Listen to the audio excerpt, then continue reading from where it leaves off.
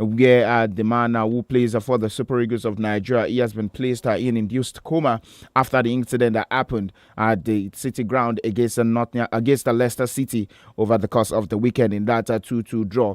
And then we talk about the National Sports Festival set to go down there in 𝐵𝐵𝐿𝐿, Ogun 2024. We will take a listen to the words of that's the Deputy Governor of Oyo State, who definitely represented the Governor of Oyo State yesterday when the torch was presented here in Ibadan, Oyo State. And then we talk about some other interesting highlights, stories from the exciting world of sports and the championship, just in the race to be in the English Premier League for next season. Remember that we have Leeds United and that's Burnley as they already qualified sides to play in the English Premier League for next season. But now it is down to two sides who are going to play the playoffs final there at the Wembley Stadium. That's talking about Sunderland. Yesterday they got their victory there at the Stadium of Light against Coventry.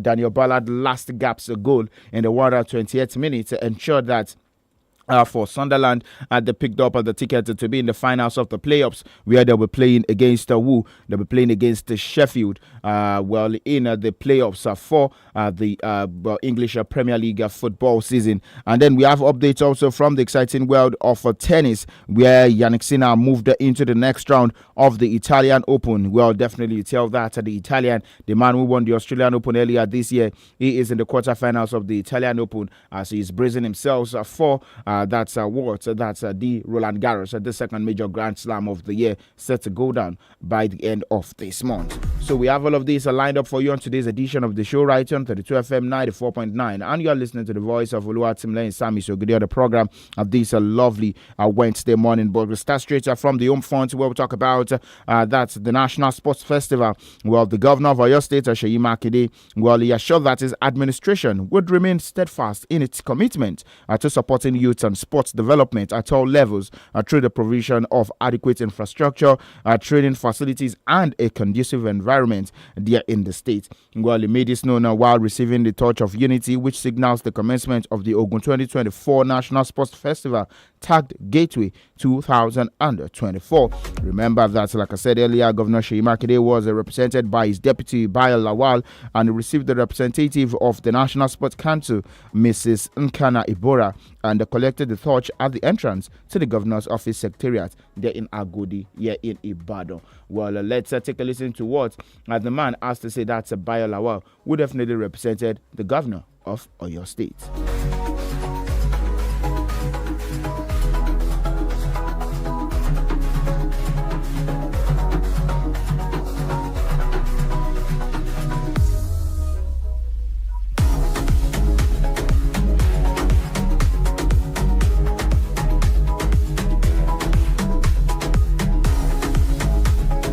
It is a powerful symbol of peace.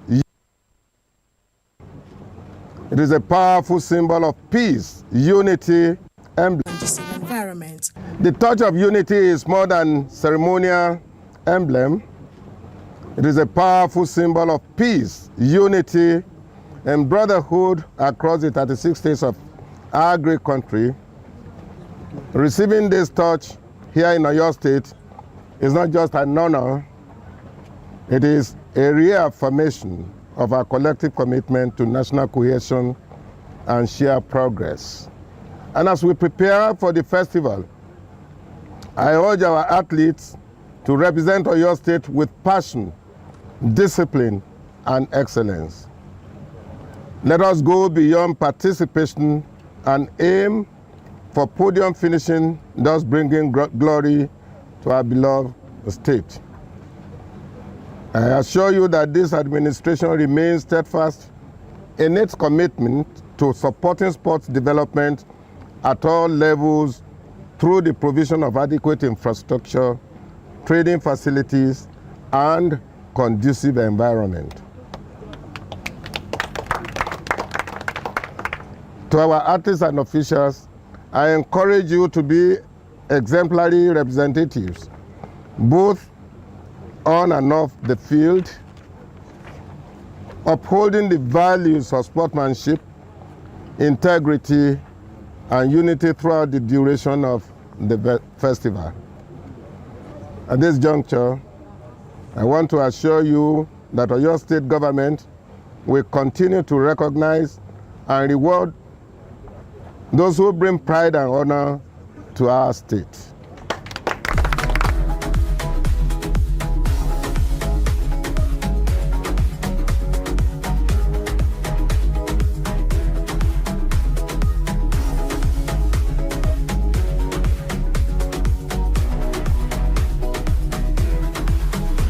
All right, today listen to the words of Bayelawal, the Deputy Governor of Oyo State, while addressing that's the contingent of Team Oyo. Well, the sports festival is scheduled to begin this weekend in 𝐵𝐵𝐿𝐂𝐒𝐑, and according to the governor, receiving the touch of unity in Oyo State was an honor and a reaffirmation of the collective commitment to a national cohesion and a shared progress. Well, definitely, I think that's a good one from the state governor. That's 𝐶𝐈 Makinde, who was represented by Bayelawal yesterday. But we move away from that also and just jump straight into that the CAF Under-20 African Cup of Nations, where, of course, the Flying Eagles of Nigeria will book their ticket to be in Chile. That's later this year at the Under-20 Men's World Cup. Well, they have a date with who? That's South Africa. Well, of course, you know that this game comes as a high stake for Team Nigeria as they are aiming to win their 8th African title. And the Flying Eagles will go head-to-head with South Africa in the semi-finals of the Total Energies CAF Under-20 African Cup of Nations, as both nations continue their pursuit of continental success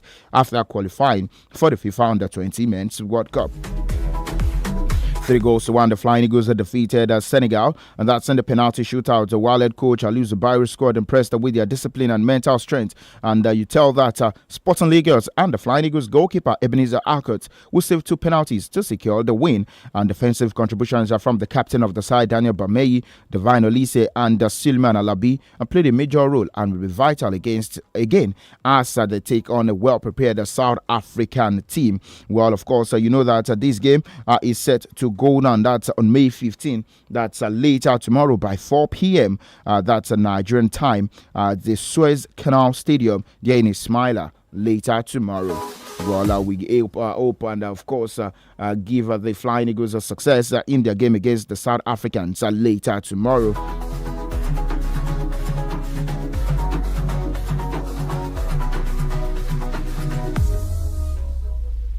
Quickly, we switch our focus straight to European football, where we have our partners, the BBC. Well, definitely standing by if we can get more updates about Taiwo Awoniyi's situation with Nottingham Forest. Remember that the striker had that collision over the course of the weekend against the Leicester City in their 2-2 draw, and he is an induced coma after undergoing surgery on a serious abdominal injury.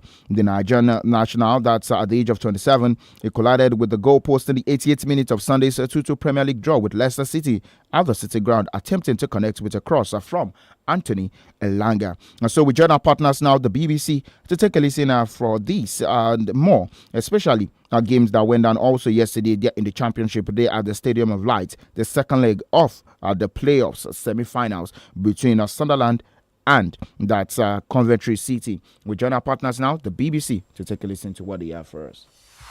BBC Premier League update from the home of Premier League football.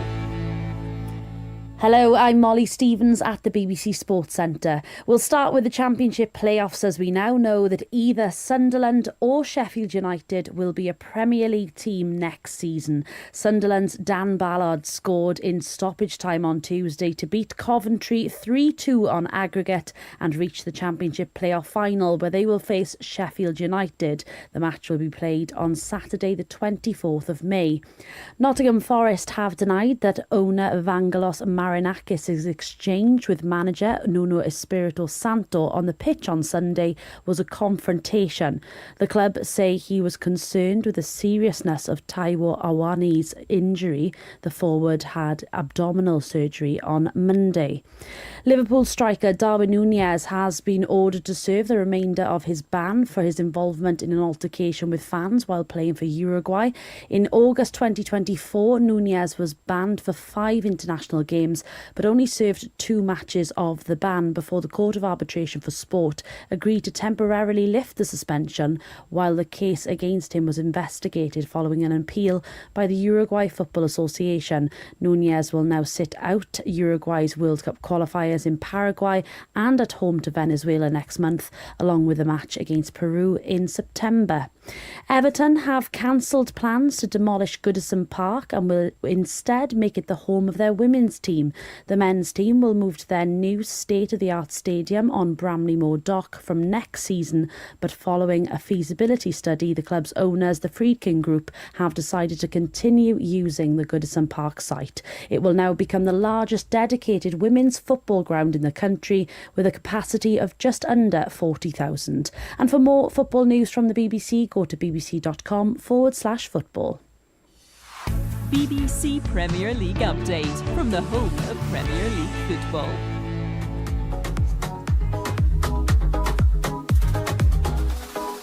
All right, there you heard the BBC Premier League update. But away from that, also, we talk about women's football, where Brazil all-time leading scorer Marta.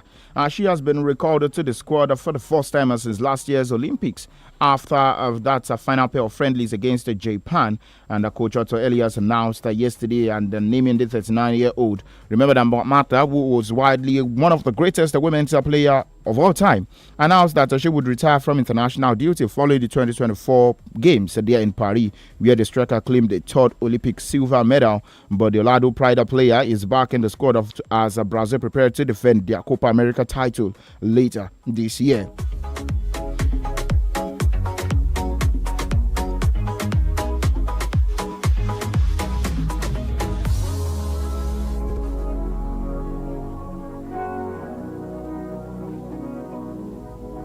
Well, quickly in the world of tennis, for Jannik Sinner, he came through the first true test of his comeback and from a doping ban with that's a straight set victory over Francisco Cerundolo, which took the world number one into the Italian Open quarterfinals. Well, for Jannik Sinner, he defeated Cerundolo 7-6, 6-3 in a match which was delayed by a couple of hours due to a torrential downpour to set up the last 8 clash with either Casper Ruud or Jaume Munoz. Well, definitely, I think this is a good one for Wu. That's for Jannik Sinner. For Musetti, well, you could tell that we face either reigning Rome champion, that's Alexander Zverev, in the last 6-8. After seeing off Daniil Medvedev in straight sets, 7-5, 6-4. And in the women's category also, I can tell you that a British number 2, Emma Raducanu, will play one final tournament before the French Open after being handed a wild card there in Strasbourg. Raducanu, ranked 49th in the world, won 3 consecutive clay-court matches for the first time in her career at the Italian Open before she lost to the hands of 𝐒𝐿 in the last 16 on Monday. But the Britain's sole major success was a victory in the 2021 US Open.